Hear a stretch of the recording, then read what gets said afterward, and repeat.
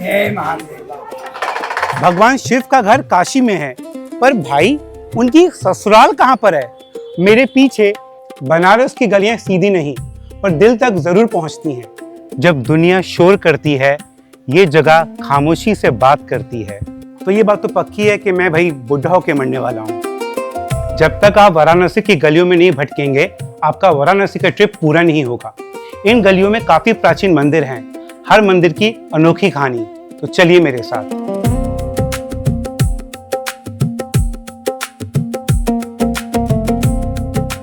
यहाँ की गलियों में एक अजीब सी आजादी मिलती है।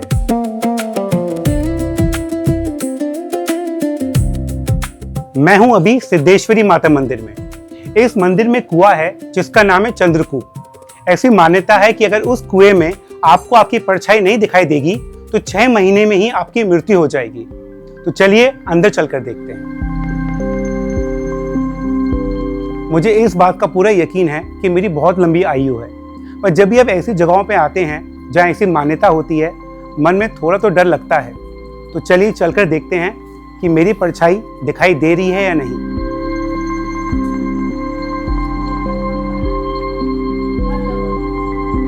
मेरी परछाई तो दिखाई दे रही है, तो ये बात तो पक्की है कि मैं भाई बुढ़ा होके मरने वाला हूं।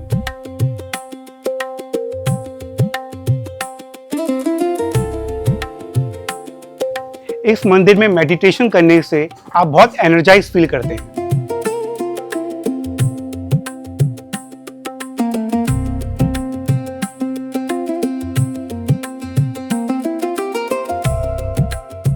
मैं हूं अभी संकटा माता मंदिर में। जब पांडव अज्ञातवास में थे तो भगवान श्री कृष्ण उनको इस मंदिर में दर्शन के लेकर आए थे। ऐसी मान्यता है कि इस मंदिर में दर्शन के बाद आपके सारे दुख, सारे प्रॉब्लम एंड हो जाते हैं। वैसे मेरी लाइफ तो अच्छी चल रही है और कभी कभार थोड़ी बहुत हलचल होती है। आई होप यार दर्शन करने के बाद वो प्रॉब्लम सॉल्व हो जाए।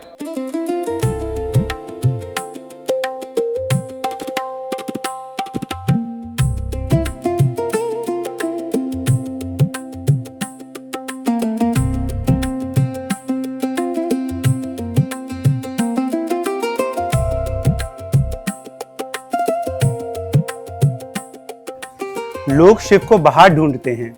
ये मंदिर कहता है कि शिव तुम्हारे अंदर है। मैं हूं अभी आत्म विश्वेश्वर मंदिर में। ऐसी मान्यता है कि इस मंदिर में काशी विश्वनाथ जी की आत्मा बसती है। इस मंदिर के दर्शन करने से निसंतान लोगों को संतान की प्राप्ति होती है। स्वामी विवेकानंद जी के माता पिता ने भी इसी मंदिर में प्रार्थना की थी संतान प्राप्ति के लिए। चलिए अंदर चलते हैं। बनारस की गलियां सीधी नहीं पर दिल तक जरूर पहुंचती हैं। ये गलियां शोर से भरी होती हैं पर लगती अपनी सी हैं। हर मोड़ पर कहानी, हर दरवाजे पर जिंदगी। जब यहाँ चलते हैं तो ऐसा लगता है कि शहर और गांव दोनों साथ चल रहे हैं। जय महादेव। कहते हैं कि बिना काल भैरव की अनुमति के काशी में कोई ठहर नहीं सकता। मैं हूं अभी काल भैरव मंदिर में, जिन्हें काशी का कोतवाल कहा जाता है, द प्रोटेक्टर ऑफ काशी। ऐसा कहा जाता है कि काशी में सबसे पहले दर्शन काल भैरव के करने चाहिए। काल भैरव शिव जी के शरीर से प्रकट हुए हैं और उनका रुद्र रूप माना जाता है। भैरव यानी भय का मतलब डर और रव का मतलब गरजना। तो काल भैरव शिव जी के रोरिंग फॉर्म है, यानी गरजता हुआ फॉर्म। अगर आपके ऊपर काल भैरव का आशीर्वाद होता है तो आपको कभी भी भय यानी कि डर नहीं लगता। सच बात तो यह है कि अगर आपके ऊपर काल भैरव का आशीर्वाद होता है तो आप जीवन में कभी भी गलत नहीं करते। उनकी आंखों में ऐसा तेज है मानो हर सच, हर पाप को पहचान लेते हों। भक्त यहाँ डर लेके आते हैं और लौटते समय भीतर एक नई शक्ति महसूस करते हैं और तब एहसास होता है कि काशी की रक्षा के लिए बाबा आज भी हर पल जग रहे हैं।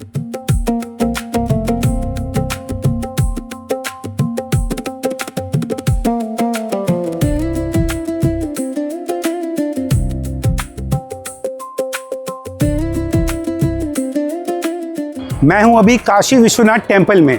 ये मंदिर पहली बार 6th सेंचुरी में बनवाया गया था बाय किंग विनय गुप्ता।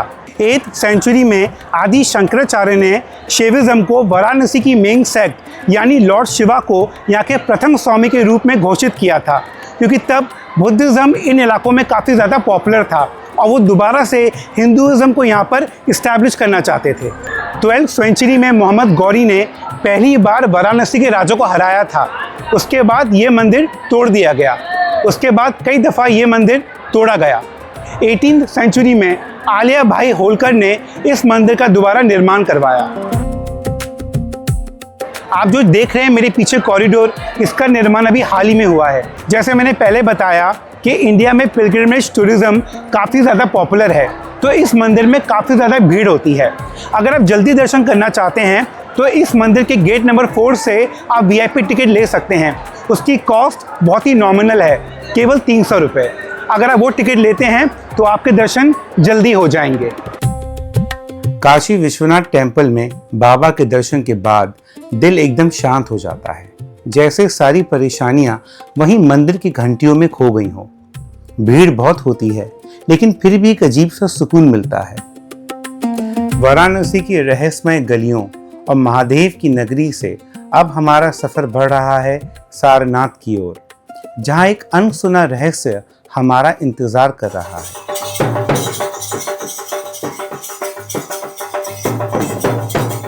भगवान शिव का घर काशी में है, पर भाई उनकी ससुराल कहां पर है? मेरे पीछे ये है सारंगनाथ टेम्पल।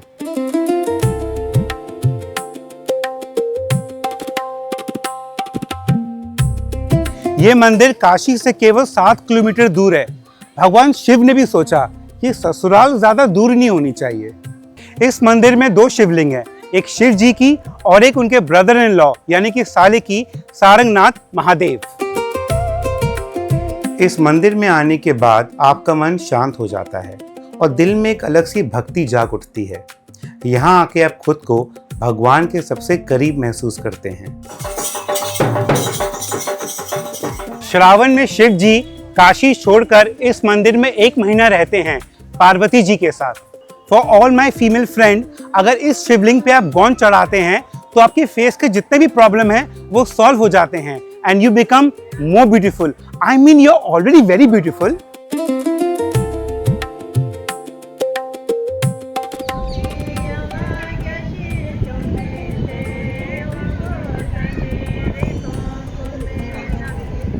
जब दुनिया शोर करती है, ये जगह खामोशी से बात करती है। मैं हूं अभी सारनाथ में, जहां गौतम बुद्धा ने एनलाइटमेंट के बाद अपने पहले उपदेश दिए थे।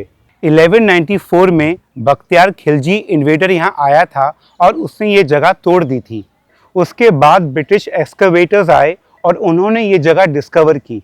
आज भी यहाँ रेगुलर इंटरवल पर एक्सकवेशन होते रहते हैं और आर्टिफैक्ट्स मिलते रहते हैं। कई मायनों में ये जगह बर्थ ऑफ बुद्धिज्म भी है। एम्परर अशोका ने इस जगह को सेंटर ऑफ बुद्धिज्म बनाया था।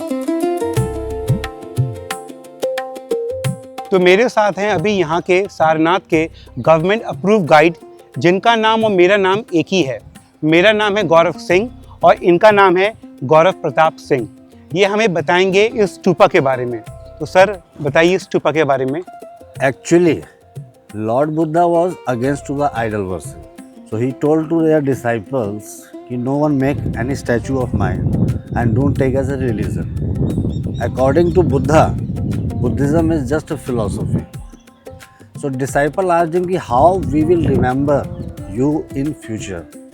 So Buddha said to disciples, "You can protect my bones after my death." And as a routine work, he inverted their begging bowl. So that's why the stupa like an inverted bowl. तो इन स्टूपा के अंदर bones होते हैं। Actually, it was not possible 2300 years back कि one body parts divided into 84,000 number.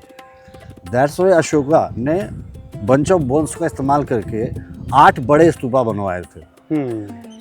तो उसमें से 2 सारनाथ में बनाए गए हैं। जैसे अभी आप ये देख रहे हैं, ये धमेक स्तूप है। ये उनकी मेमोरी में बनाया गया है, क्योंकि यहीं पे बैठ के एग्जैक्टली पेड़ के नीचे बुद्ध ने अपना पहला उपदेश अपने 5 डिसाइपल्स को दिया। इसका नाम है धर्मचक्र स्तूप और फेमस नाम इसका आज के डेट में है धमेक स्तूप। हिंदुज़म में बुद्धा को विष्णु का 9वां अवतार मान लिया गया था। तो अगर आप स्तूपा को देखेंगे तो ये वाला जो शेप है, विंडो की शेप वाला, इसको बोलते हैं नीचेस। अच्छा। ये अराउंड 8 बनाए गए थे जहाँ बुद्ध की मूर्तियाँ स्थापित की गई थी, जिसको आप ध्यान से देखेंगे तो ये मंदिर की तरह लगेगा आपको। जी जी।